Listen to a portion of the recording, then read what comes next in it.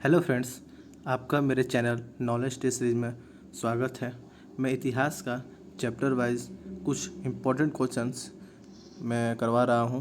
अगर आपको ये टेस्ट देनी है तो आपको वीडियो को पूरा देखें और अपने नॉलेज का टेस्ट करें कि आप कितने कितने पानी में हैं और क्या है। ठीक है, तो चलिए चलते हैं। तो पहला क्वेश्चन की ओर,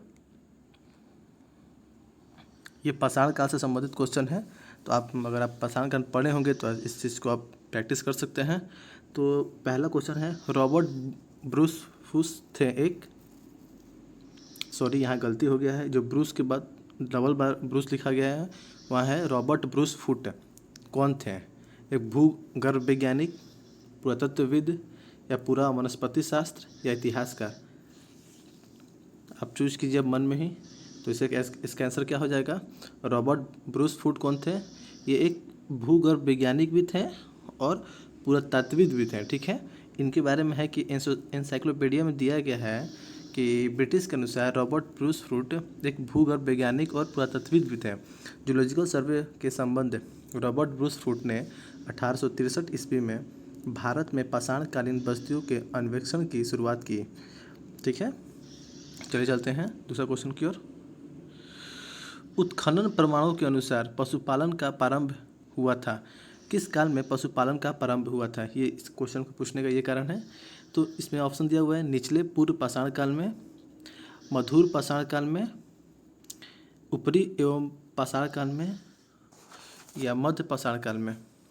बताइए। तो इसका आंसर क्या हो जाएगा? इसका आंसर हो जाएगा ये मध्य पाषाण काल में। ठीक है, इसके मध्य पाषाण काल के अंतिम चरण में पशुपालन के साक्ष्य प्राप्त होने लगते हैं।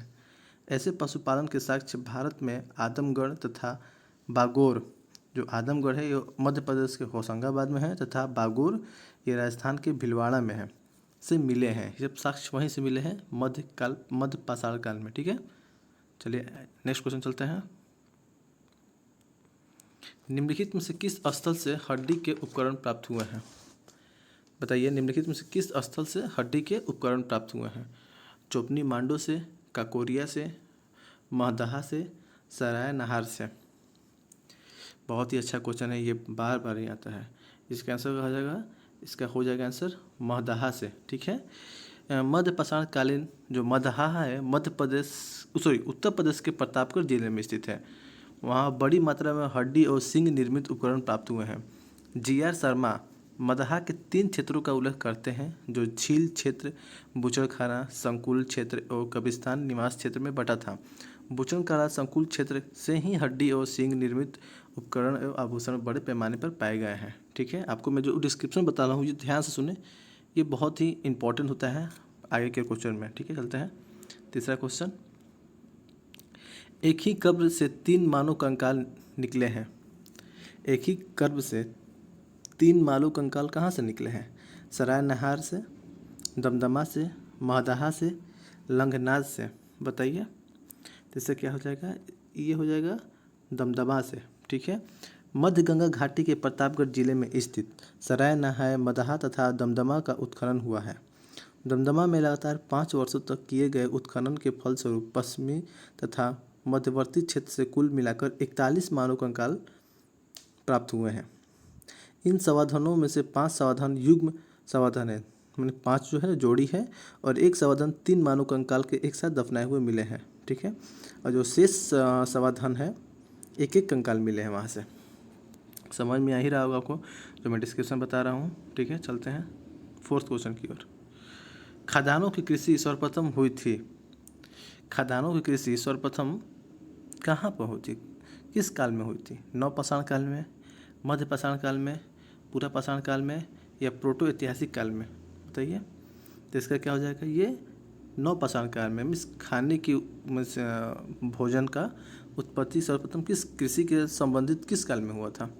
खदानों का उत्पादन सर्वप्रथम नवपाषाण काल में हुआ था। यही वह समय है जब मनुष्य कृषि कर्म से परिचित हुआ। ठीक है, चलते हैं फोर्थ क्वेश्चन। भारत में मानव का सर्वप्रथम साक्ष्य कहाँ मिलता है? भारत में मानव का सर्वप्रथम साक्ष्य कहाँ मिलता है? नीलगिरी पहाड़ियाँ, शिवालिक पहाड़ियाँ, नलमाला पहाड़ियाँ, नर्मदा घाटी। देखिए, अच्छा क्वेश्चन है, पता होगा आपको।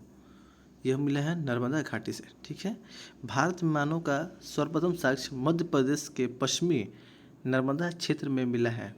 इसकी खोज वर्ष 1882 में की गई थी। ठीक है, फोर्थ क्वेश्चन के चलते हैं।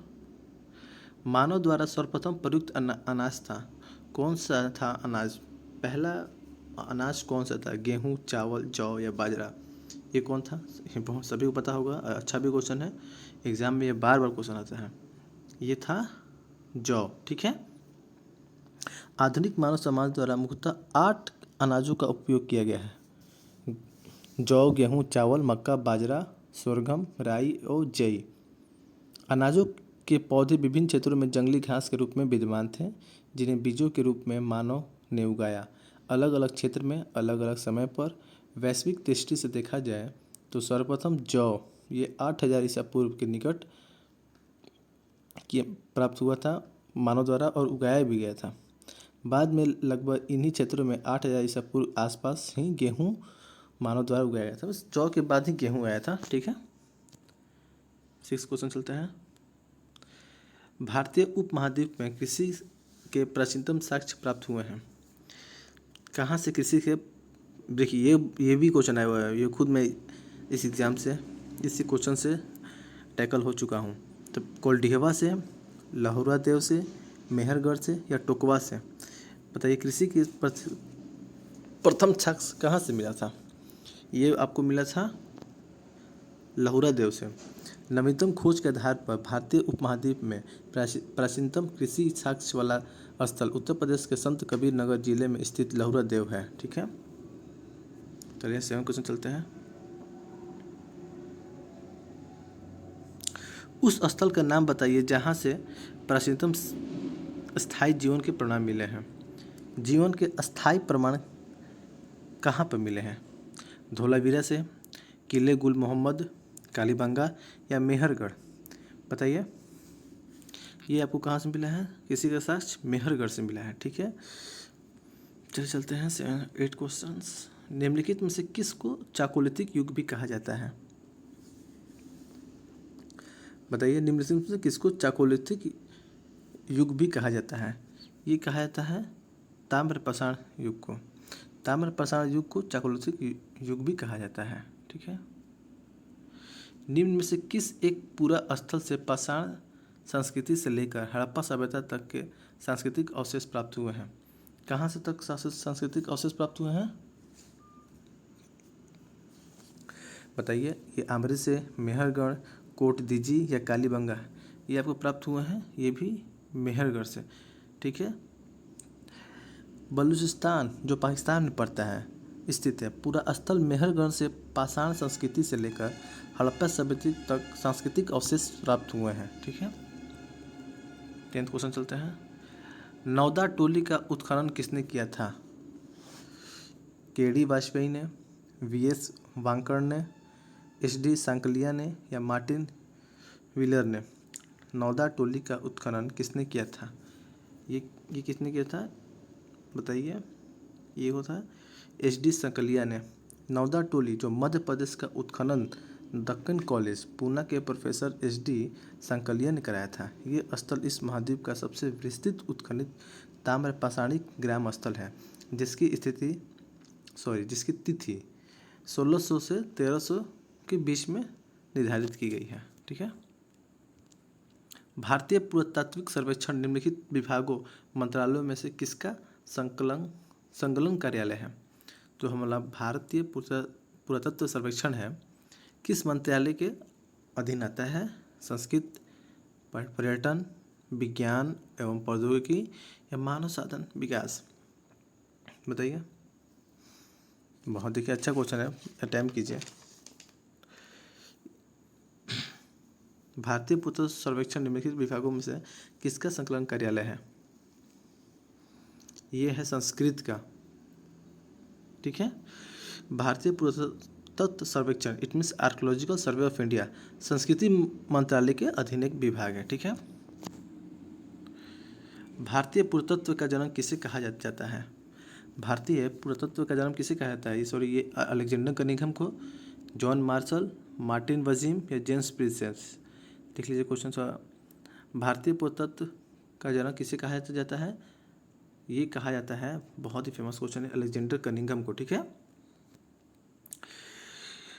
तो जो अलेक्जेंडर कनिंघम थे, इनका था इस बीच 1814 से लेकर 1893 ईस्वी तक एक ब्रिटिश सेनाधिकारी थे के रूप में बंगाल इंजीनियर्स के साथ काम करने के लिए तैनात किया गया था। उन्हें ही भारतीय पुरातत्व के जनक के रूप में जाना जाता है। स्टार्टिंग में उन्होंने काम किया था।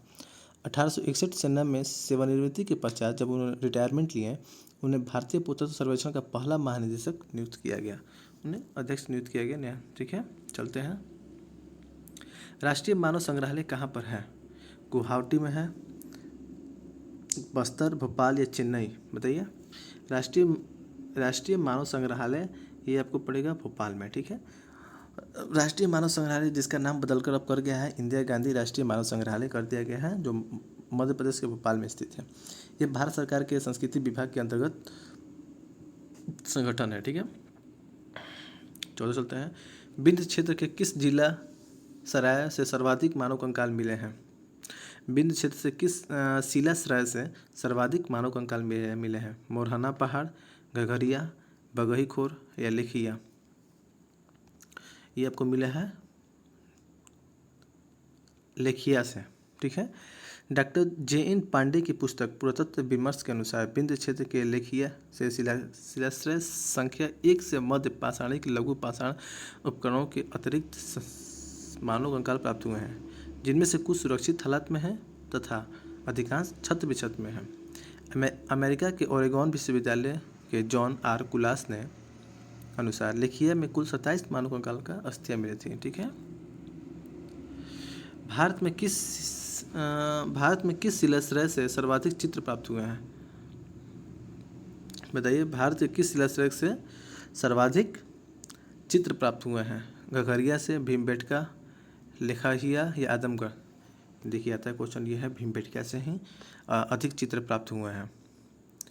मध्य प्रदेश के पाषाणकालीन स्थल भीमबेटका से चित्रकारी के युग कम से कम 500 शिलाश्रय प्राप्त हुए हैं। ठीक है,